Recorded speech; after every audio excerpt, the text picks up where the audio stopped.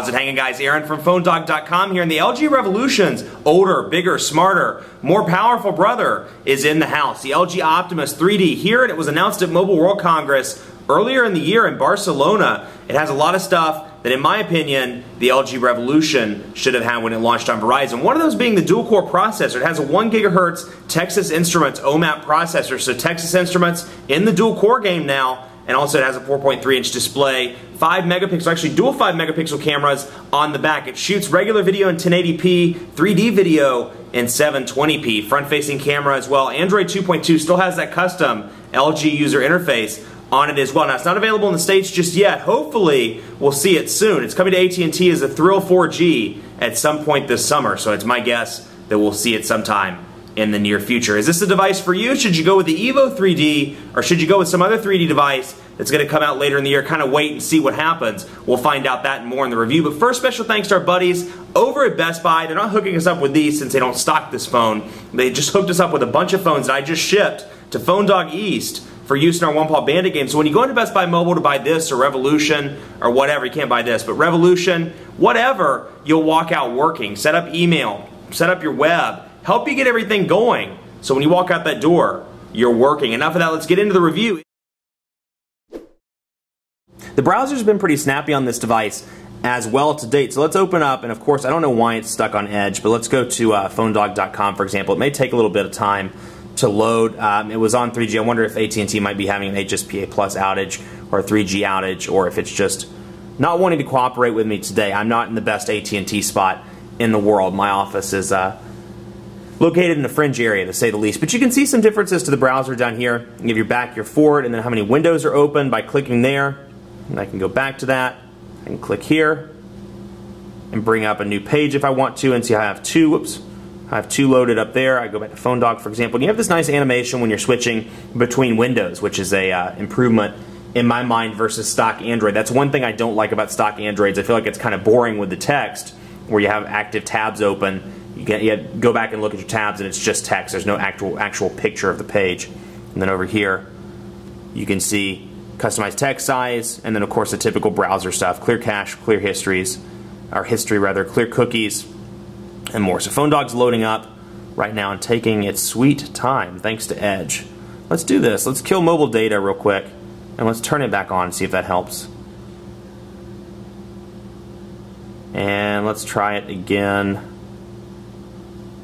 Now, in a worst case scenario, we may turn it off and turn it back on, and I'll cut the video. But there's the site, and you can see pinch to zoom, relatively responsive. Now, this is running Android 2.2. The ads, I guess, didn't have time to load prior to me turning off the data. But pinch to zoom enabled, and of course, flash enabled as well. But pinch to zoom, very responsive, very easy to use. Scroll over, bring up pictures in close view, and you can see the text looks good. Go into some of the 3D content, because that's obviously what this phone specializes in. Now, I'll warn you, and I'll go ahead and take off the back so you can see it. You can see the battery there, 1,540 milliamp hour battery. So 1,540 milliamp hour battery means that if you're doing a lot of 3D content, you're not going to make it throughout the day. The battery life is not the best on this device. If you're doing just moderate use, you're not touching the camera. I found out that over this weekend I used it for moderate use on Saturday, calls, text messages, here and there, things like that, you know, downloading some apps, browsing the web a little bit.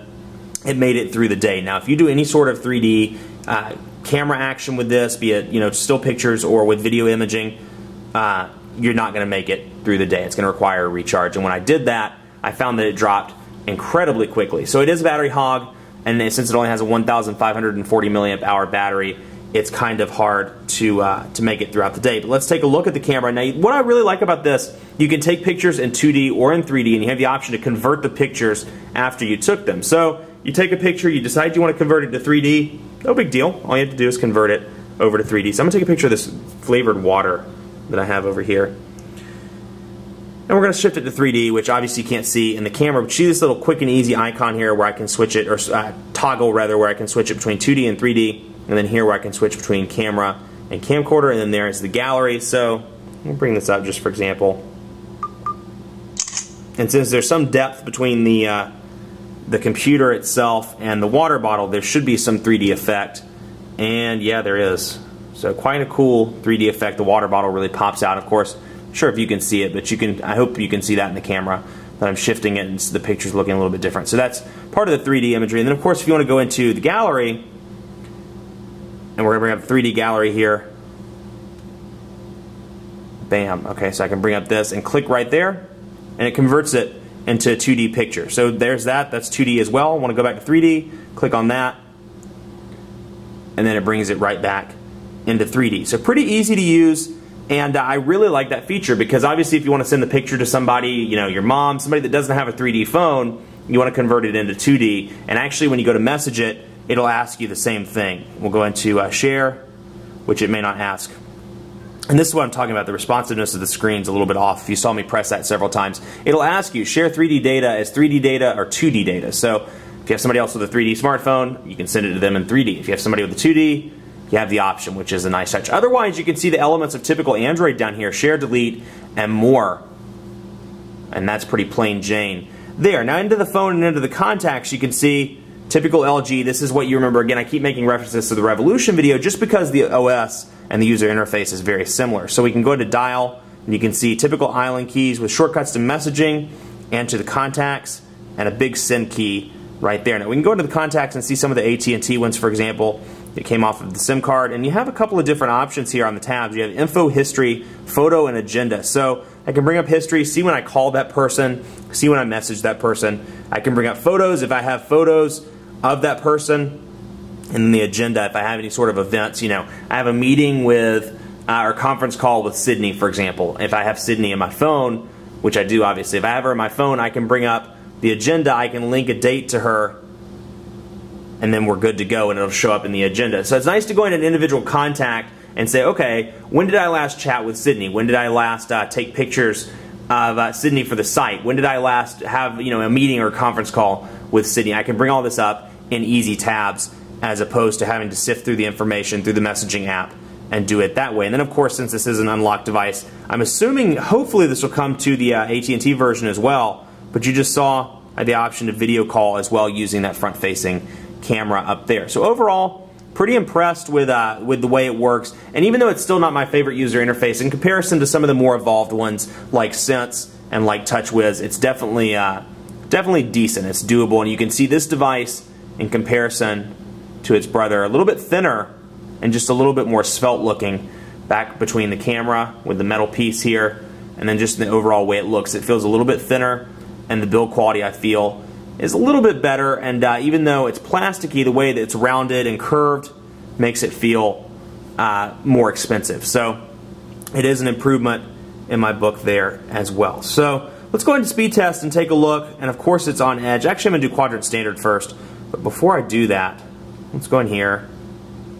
Just to be fair, I know it's Android 2.2, you technically don't have to run a task killer, but I want to be fair and we'll run the full benchmark. Now, a lot of people have asked questions about the call quality on this device, and I'm here to tell you the call quality, it's pretty decent. It's not bad at all. I found that at the loudest volume it gets a little wobbly and warped, if you will. When you're at the loudest volume and you're talking to somebody, I feel like there's an occasional cutout, or the sound isn't quite as good as it could be, but it's certainly not bad. And I found that overall signal strength is pretty decent as well. I don't live in a great AT&T area. I'm not sure why it's showing 4 bars right now. Granted, it is showing it on Edge, but still, usually I get 1-2 bars if I'm lucky, 0 to 2 bars, and I've found that the RF on this device is quite good. So this one in the Galaxy S2 would be my take on AT&T devices in terms of RF. I would pick one or both of those on call quality alone. Just keep in mind at the loudest volume, it's not the best in the world. Battery life, like I said, moderate use. You'll make it through the day. Using any of the 3D stuff or the camera extensively, you're not going to make it into the evening. So you can see quadrant standard, bring this up, and the score, and take this with a grain of salt. There are a ton of testing applications out there, LinPack and more, but quadrant standard 2,312, so that puts it right up there with the Atrix 4G, puts it a little slower than the Samsung Galaxy S2, but puts it faster than a lot of the other devices on AT&T, like the Inspire 4G and the Infuse 4G. So it is a fast device. Assuming it comes you know, in the same form on the Thrill 4G, should be just as fast, and that will be one of the fastest on AT&T, right up there with the Atrix 4G. So speeds are pretty decent there. I'm not going to run a speed test because if it's sticking on Edge, then that's a problem. Let me cut this real quick. I'll see if I can get it on 3G. Be right back.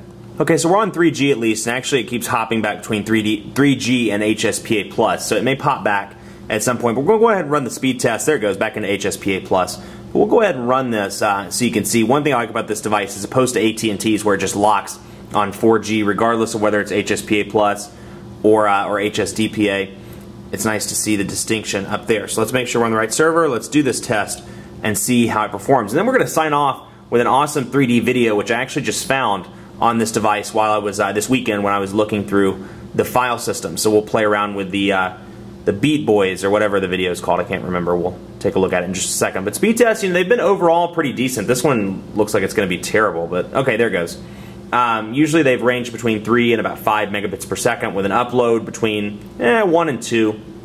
But this one is sucking out loud. Like this is 0.67 megabits per second on the download. On the upload, 0.4. Wow, that's pretty bad. But overall, it's been pretty decent. And again, I'm in kind of a weird spot with the AT&T HSPA+. So you can see 0.67 megabits per second, 0.54. But I don't think, maybe I've cleared them out. That's average. That's about what I was getting in in one area. And then I don't know where these came from, but usually I range about 3 to 5 megabits per second. Those are a little bit low as well. And then even the 2.89 megabits per second is a little low as well. And I got to show you this video while we sign off. There it is, the LG Optimus 3D. So hopefully it'll be available soon in the US as the LG Thrill 4G on AT&T. It's on its way, we know that, but hopefully it'll be available soon. But overall, it's pretty awesome 3D device. I'm pretty pleased with it. It's everything that the Revolution should have been, at least on the dual-core processor front. It's much faster. If you like the Revolution, you like the menu interface, but you really want that faster processor, you really want to see that faster day-to-day performance, the Optimus 3D is probably your device. Now again, you can't see this on the camera. You can't see 3D content, but I want to show you these awesome little dancing people.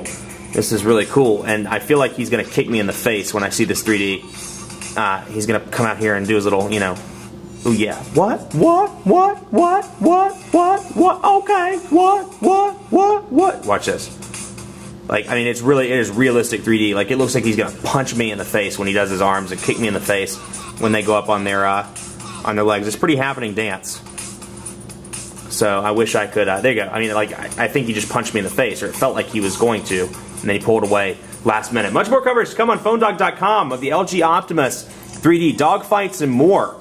Be sure to like us on Facebook, Facebook.com/PhoneDog. We're giving away iPads, phones, and more. It's part of our colossal iPad 2 and smartphone sweepstakes. And as always, follow me on Twitter, PhoneDog_Aaron, and on Facebook at Facebook.com/PhoneDogAB. These guys got mad skills, yo. I'm out. We'll talk to you soon.